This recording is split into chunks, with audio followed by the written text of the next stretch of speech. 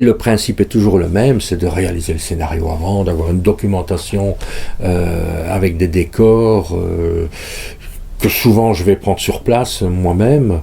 Bon, pas toujours, hein, des fois des documents que j'ai dans des livres, notamment quand je dessine la nature, quand je dessine les animaux, c'est pas moi qui prends les photos d'animaux, je suis pas équipé pour, et là je ne peux pas le faire. Hein. J'ai fait une histoire sur le brame, j'ai fait une histoire sur les oiseaux, avec l'assassin qui parle aux oiseaux. Donc je me donne des thèmes. Je travaille sous différentes formes. Il y a des récits qui sont basés sur les contes et légendes, il y en a qui sont historiques, il y en a qui sont faits divers, et il y en a qui sont sur des thèmes, là, comme ça, comme je viens de dire, là, sur les oiseaux. J'ai fait l'Ova, c'est le thème des loups. J'ai fait... donc oui, le brame, l'assassin qui parle aux oiseaux. Je veux mettre en scène différents sujets, c'est ça qui est intéressant, c'est de montrer des éléments différents. Et à partir de cela, je construis mon histoire. Par contre, quand c'est un récit historique, j'ai le récit historique, et là j'ai déjà une structure.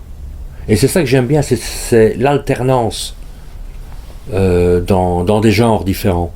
Et je ne ferai pas deux récits de suite qui sont dans historique, par exemple. Il faudrait que je mêle un truc plus nature ou un truc un sujet plus fait divers ou autre ou plus fantastique pour changer, pour donner quelque chose de différent au lecteur. Et c'est assez amusant quand je fais des séances de dédicaces, je remarque que certains lecteurs aiment mieux tel genre dans ma production plutôt que tel autre. Et je peux avoir quelqu'un dans une file qui va me dire « Ah, moi j'ai adoré cet album-là, par contre celui-là j'ai moins aimé ». Et la personne qui est juste derrière va me dire exactement le contraire. Donc c'est bien la preuve que je fais des récits qui ont une sensibilité, qui ont une démarche différente. Et je vois bien que certains sujets plaisent plus à un ensemble de gens.